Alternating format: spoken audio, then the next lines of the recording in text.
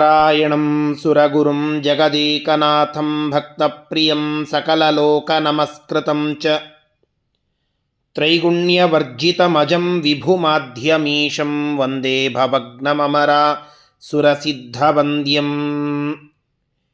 ವ್ಯಾಸಂ ವಸಿಷ್ಠನಪ್ತಾರಂ ಶಕ್ತೇಃ ಪೌತ್ರಂ ಅಕಲ್ಮಷಂ ಪರಾಶರಾತ್ಮಜಂ ವಂದೇ ಶುಕತಾತಂ ತಪೋನಿಧಿಂ. ಶ್ರೀ ಗುರುಭ್ಯೋ ನಮಃ. ಹರಿ ಓಂ.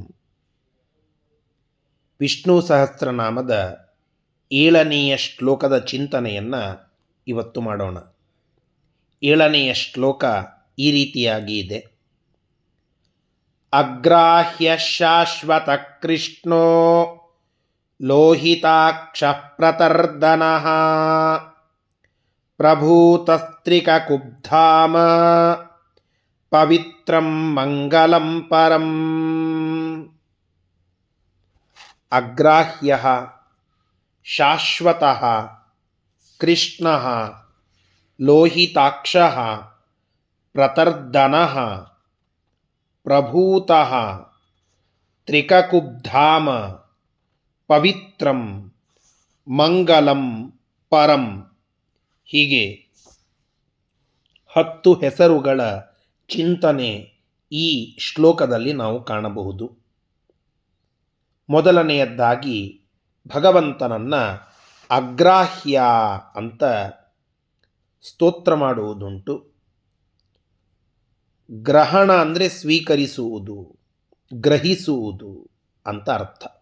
ಇಲ್ಲಿ ಗ್ರಹಣ ಮಾಡುವುದು, ಗ್ರಹಣ ಮಾಡುವುದಕ್ಕೆ ಯೋಗ್ಯ, ಅದು ಅಗ್ರಾಹ್ಯ, ಗ್ರಾಹ್ಯ ಅಂತ ಅರ್ಥ. ಗ್ರಹಣ ಮಾಡಲಿಕ್ಕೆ ಯೋಗ್ಯವಲ್ಲದೇ ಇರೋದು ಅಗ್ರಾಹ್ಯ ಅಂತ. ಭಗವಂತನನ್ನು ನಮ್ಮ ಬುದ್ಧಿ ಪೂರ್ಣವಾಗಿ ಗ್ರಹಿಸಲಿಕ್ಕೆ ಸಾಧ್ಯವಿಲ್ಲ. ಆದ್ದರಿಂದ ಭಗವಂತ ಅಗ್ರಾಹ್ಯ.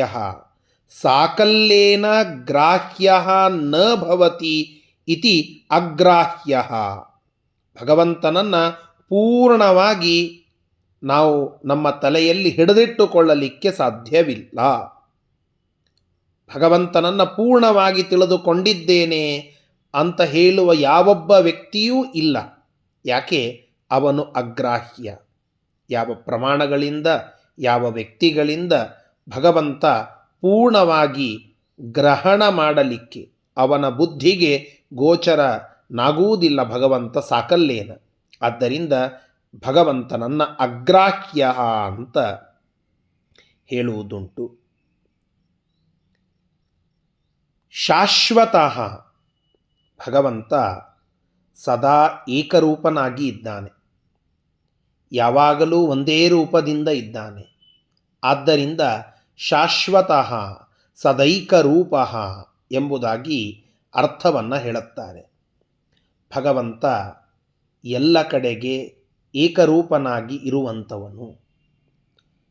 ನಾವು ಎಲ್ಲಿ ಹೋಗ್ತೇವೋ ಅದರಂತೆ ಬದಲಾಗ್ತೇವೆ. ಆದರೆ ಭಗವಂತ ಎಲ್ಲ ಜೀವರಲ್ಲಿಯೂ ಇದ್ದಾನೆ.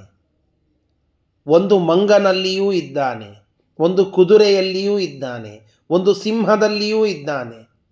ಆದರೆ ಆ ಎಲ್ಲದರಲ್ಲಿ ಇರುವ ಭಗವಂತ ಏಕರೂಪ. ಆ ಎಲ್ಲವುಗಳಲ್ಲಿ ಇರುವ ಭಗವಂತ ಒಬ್ಬನೇ. ಆದ್ದರಿಂದ ಒಬ್ಬನೇ ಯಾವಾಗಲೂ ಇರ್ತಾನೆ ಅನ್ನುವುದಕ್ಕಾಗಿ ಶಾಶ್ವತಃ ಅನ್ನುವ ಅರ್ಥವನ್ನು ಈ ಒಂದು ನಾಮ ನಮಗೆ ತಿಳಿಸಿಕೊಡುತ್ತದೆ. ಮೂರನೆಯದ್ದು ತುಂಬ ಪ್ರಸಿದ್ಧವಾದ ಭಗವಂತನ ಒಂದು ಅವತಾರ ಕೃಷ್ಣ. ಕರ್ಷಣಾತ್ ಕೃಷ್ಣ ಅಂತ ನಾವು ಪ್ರಸಿದ್ಧವಾಗಿ ಕೇಳುವಂತಹ ಮಾತು. ಭಗವಂತ ತಾನು ಅನೇಕ ನಿಯಮಗಳನ್ನು ಮಾಡಿ ಸಕಲ ಜಗತ್ತನ್ನು ತನ್ನ ಆಕರ್ಷಣದಲ್ಲಿ ಇಟ್ಟುಕೊಳ್ಳುತ್ತಾನೆ. ಆದ್ದರಿಂದ ಭಗವಂತನನ್ನು ಕೃಷ್ಣ ಅಂತ ಕರೆಯುತ್ತಾರೆ. ಯತಃ ಕರ್ಷಸಿ ದೇವೇಶ ನಿಯಮ್ಯ ಸಕಲಂ ಜಗತ್ ಅತೋ ವದಂತಿ ಮುನಯಃ ಕೃಷ್ಣಂ ತ್ವಾಂ ಬ್ರಹ್ಮವಾದಿನಃ ಎಂಬುದಾಗಿ ಕೂರ್ಮಪುರಾಣ, ಮಹಾಕೂರ್ಮಪುರಾಣ ತಿಳಿಸುವಂತಹದ್ದು.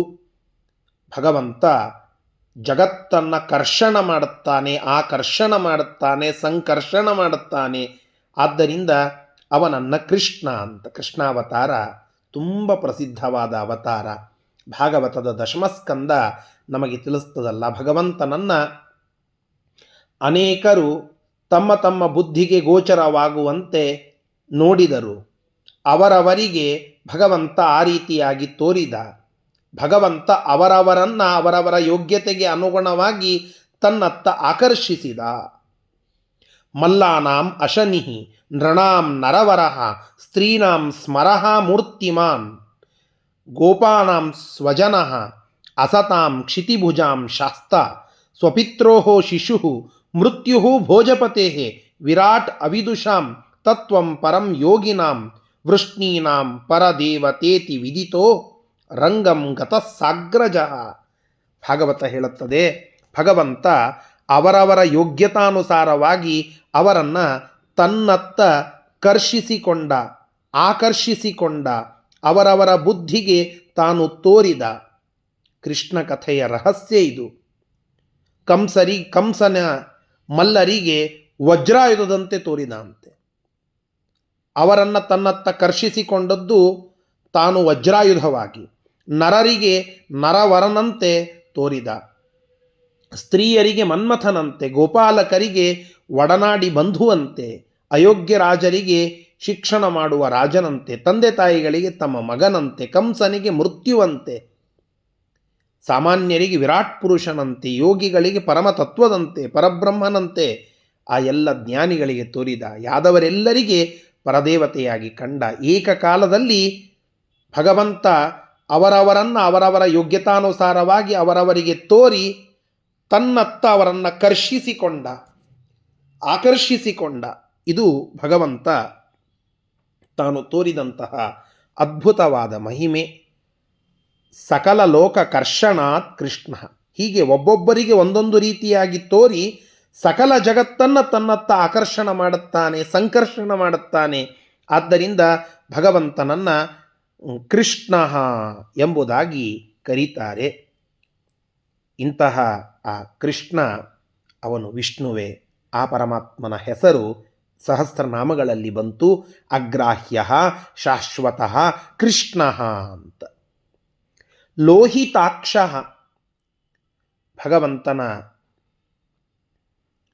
ಆ ಉಗ್ರವಾದ ರೂಪಗಳನ್ನು ನಾವು ನೋಡಿದಾಗ ಹಿರಣ್ಯಕಶಿಪು ಮುಂತಾದ ರಾಕ್ಷಸರ ಸಂಹಾರ ಮಾಡುವ ಸಂದರ್ಭಕ್ಕೆ ಅಂತಹ ಎಲ್ಲ ರಾಕ್ಷಸರ ಮೇಲೆ ಕೋಪಗೊಂಡಿರುವಂತಹ ಭಗವಂತ ತನ್ನ ಕಣ್ಣನ್ನು ಕೆಂಪು ಮಾಡುತ್ತಾನೆ.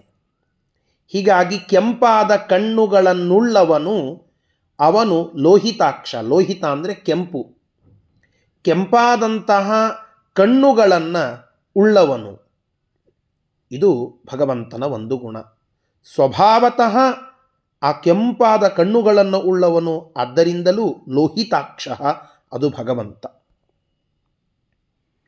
ಪ್ರತರ್ದನ. ಪ್ರತರ್ದನ ಅಂತಂದರೆ ಶತ್ರುಗಳ ಸಂಹಾರವನ್ನು ಮಾಡಿದಂತಹ ಭಗವಂತ ಅಂತ ಹೇಳಿ. ಭಗವಂತ ಅನೇಕರ ಶತ್ರುಗಳ ಸಂಹಾರವನ್ನು ಮಾಡಿದ್ದಾನೆ. ಒಬ್ಬರಲ್ಲ, ಇಬ್ಬರಲ್ಲ, ನೂರಾರು ರಾಕ್ಷಸರು, ಸಾವಿರಾರು ದುಷ್ಟರು, ಅವರೆಲ್ಲರ ಸಂಹಾರ ಮಾಡುವುದಕ್ಕಾಗಿಯೇ ಭಗವಂತ ಅವತಾರ ಮಾಡಿದ್ದು. ಜಾತಃ ಕಂಸವಧಾರ್ಥಾಯ. ಮುಖ್ಯವಾಗಿ ಕಂಸ ಆ ರಾಕ್ಷಸ, ಅವನ ಸಂಹಾರಕ್ಕಾಗಿ ಭಗವಂತ ಅವತಾರ ಮಾಡಿದ್ದು ಅಂತ ನಾವು ಕೇಳುತ್ತೇವೆ. ಹೀಗಾಗಿ ಪ್ರತರ್ದನ, ಆ ಕಂಸನಂತಹ ಶತ್ರುಗಳ ಸಂಹಾರವನ್ನು ಮಾಡಿದಂಥವನು. ಆದ್ದರಿಂದ ಪ್ರತರ್ದನ. ಪ್ರಭೂತಃ. ಪ್ರಕರ್ಷೇಣ ಭವತಿ ಇತಿ ಪ್ರಭು. ದ್ರೌಪದ್ಯರ್ಥೇ ಯಸ್ಮಾತ್ ಸ ಪ್ರಭೂತಃ. ಭಗವಂತ ಚೆನ್ನಾಗಿ ಆ ಕಾಲಕ್ಕೆ ನಮಗೆ ಲಭ್ಯನಾಗ್ತಾನೆ.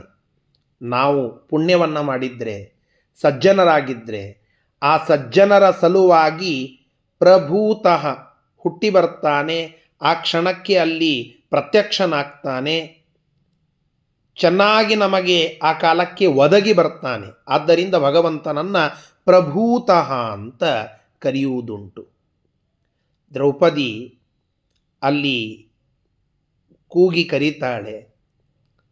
ದೊಡ್ಡದಾದ ಸಭಾ, ಆ ಸಭಾ ಮಧ್ಯದೊಳಗೆ ಆ ದ್ರೌಪದಿಯ ಸೀರೆಯನ್ನು ದುಶ್ಯಾಸನ ಸೆಳೀತಾ ಇದ್ದಾಗ ದುರ್ಯೋಧನಾದಿಗಳೆಲ್ಲ ನಗತಾ ಅವಮಾನವನ್ನು ಮಾಡುತ್ತಾ ಇದ್ದಾಗ ಎಲ್ಲ ಹಿರಿಯರೆಲ್ಲ ಉಪಸ್ಥಿತರಿರುವ ಆ ಸಭೆಯಲ್ಲಿ ಆ ದ್ರೌಪದಿ ಕೂಗಿ ಕರೀತಾಳೆ, ಕೃಷ್ಣ ವಾಸುದೇವ, ನನ್ನನ್ನು ಬಂದು ಕಾಪಾಡುವಂತ.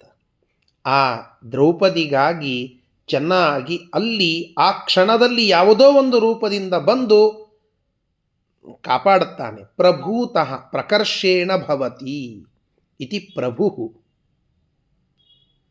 ದ್ರೌಪದ್ಯರ್ಥೆ ಯಸ್ಮಾತ್ ಸ ಪ್ರಭೂತಃ.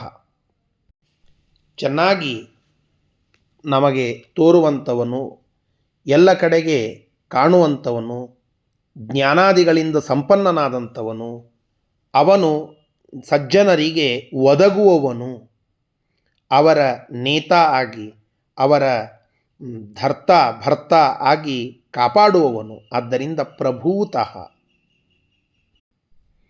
ಕಕುಭ ಅಂದರೆ ದಿಕ್ಕುಗಳು ಅಂತ. 3 ದಿಕ್ಕುಗಳು, ಮೇಲೆ, ಮಧ್ಯ, ಕೆಳಗೆ. ಹೀಗೆ ಅಧೋಲೋಕ, ಮಧ್ಯಲೋಕ, ಊರ್ಧ್ವಲೋಕ ಎಲ್ಲ ಕಡೆಗೆ ತನ್ನ ಧಾಮ ಸನ್ನಿಧಾನವನ್ನು ಇಟ್ಟಿರುವವನು ಅವನು ಭಗವಂತ. ಆದ್ದರಿಂದ ತ್ರಿಕಕುಬ್ಧಾಮ ಈ ರೀತಿಯಾಗಿ ಭಗವಂತನನ್ನು ಸ್ತೋತ್ರ ಮಾಡುವುದುಂಟು. ಪವಿತ್ರಂ, ಭಗವಂತ ನಮ್ಮನ್ನು ಪವಿತ್ರಗೊಳಿಸುತ್ತಾನೆ, ಆದ್ದರಿಂದ ಅವನನ್ನು ಪವಿತ್ರ ಅಂತ ಕರೀತೇವೆ. ಪುನಾತಿ ಇತಿ ಪವಿತ್ರಂ. ಪವಿತ್ರ ಅನ್ನೋದಕ್ಕೆ ಚಕ್ರ ಅಂತ ಒಂದರ್ಥ. ಪವಿತ್ರಂ ಚಕ್ರಂ ಅಸ್ಯ ಅಸ್ತಿ ಇತಿ ವಾ ಪವಿತ್ರಂ. ಚಕ್ರವನ್ನು ಕೈಯಲ್ಲಿ ಹೊಂದಿರುವವನು ಅವನು ಪವಿತ್ರ ಅಂತ ಕರೆಸಿಕೊಳ್ಳಲ್ಪಡುತ್ತಾನೆ. ಇನ್ನೊಂದು ವಿಶಿಷ್ಟವಾದ ಅರ್ಥ, ಪವಿ ಅಂದರೆ ವಜ್ರ ಅಂತ ಅರ್ಥ. ಪವಿವತ್ ವಜ್ರವತ್ ತ್ರಾಯತೆ ಇತಿ ಪವಿತ್ರಂ. ವಜ್ರದಂತೆ ನಮ್ಮನ್ನು ಕಾಪಾಡುತ್ತಾನೆ. ನಮಗೆ ಬರುವ ಕಷ್ಟಗಳಿಗೆಲ್ಲ ವಜ್ರಾಯುಧನಾಗಿ ನಿಂತು ಅವುಗಳ ನಾಶ ಮಾಡಿ ನಮಗೆ ಸೌಖ್ಯವನ್ನು ಕೊಡುತ್ತಾನೆ. ಆದ್ದರಿಂದ ಭಗವಂತನನ್ನು ಪವಿತ್ರಂ ಎಂಬುದಾಗಿ ನಾವು ಕರೆಯಬೇಕು. ಮಂಗಲಂ, ಕಲ್ಯಾಣ ರೂಪಂ ಮಂಗಲಂ.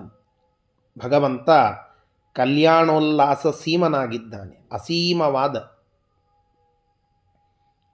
ಮಾಂಗಲ್ಯ, ಕಲ್ಯಾಣ, ಮಾಂಗಲ್ಯ, ಪಾವಿತ್ರ್ಯ ಇವುಗಳಿಗೆಲ್ಲದಕ್ಕೂ ಒಂದು ಗಡಿ. ಇದರ ಮೀರಿ ಮತ್ತೊಂದು ಕಲ್ಯಾಣ ಅಂತನ್ನುವುದಿಲ್ಲ. ಅಂತಹ ಕಲ್ಯಾಣ ಸ್ವರೂಪ, ಮಂಗಲ ಸ್ವರೂಪ ಭಗವಂತ. ಆದ್ದರಿಂದ ಕಲ್ಯಾಣ, ಮಂಗಲ ಅನ್ನುವ ಏನು ಶುಭ ಸೂಚಕವಾದ ಶಬ್ದಗಳಿವೆ ಅವುಗಳಿಂದ ವಾಚ್ಯ ಭಗವಂತ. ಹೀಗಾಗಿ ಭಗವಂತನನ್ನು ಮಂಗಲಂ ಅಂತ ಕರೀತಾರೆ. ಅದಕ್ಕಾಗಿಯೇ ಮಂಗಲ ಇದನ್ನು ಕೊಡುವವನು ಮಂಗಲ ದೇವತ, ಅದು ಭಗವಂತ. ಮಂಗಲಂ ಭಗವಾನ್ ವಿಷ್ಣು, ಮಂಗಲಂ ಮಧುಸೂದನ, ಮಂಗಲಂ ಪುಂಡರೀಕಾಕ್ಷ, ಮಂಗಲಂ ಗರುಡಧ್ವಜ. ಹೀಗೆ ಆ ಪರಮಾತ್ಮನನ್ನು ಮಂಗಲ ಅಂತ ನಾವು ಕರೆಯುವುದುಂಟು. ಪರಂ, ಪರಂ ಅಂದರೆ ಸರ್ವೋತ್ತಮ, ಎಲ್ಲರಿಗಿಂತ ವಿಲಕ್ಷಣ. ನಮ್ಮ ಭಗವಂತ ಸರ್ವೋತ್ತಮನಾಗಿದ್ದಾನೆ, ಎಲ್ಲರಿಗಿಂತ ವಿಲಕ್ಷಣನಾಗಿದ್ದಾನೆ. ಆದ್ದರಿಂದ ಅವನನ್ನು ಪರಂ ಎಂಬುದಾಗಿ ಕರೆಯುವುದುಂಟು. ಹೀಗೆ ಅಗ್ರಾಹ್ಯ, ಶಾಶ್ವತಃ, ಕೃಷ್ಣ, ಲೋಹಿತಾಕ್ಷ, ಪ್ರತರ್ದನ, ಪ್ರಭೂತಃ, ತ್ರಿಕಕುಬ್ಧಾಮ, ಪವಿತ್ರಂ, ಮಂಗಲಂ, ಪರಂ. ಹೀಗೆ 10 ಹೆಸರುಗಳಿಂದ ಭಗವಂತನನ್ನು ಈ ಶ್ಲೋಕ ಸ್ತೋತ್ರ ಮಾಡ್ತಾ ಇದೆ. ಶ್ರೀಕೃಷ್ಣಾರ್ಪಣಮಸ್ತು.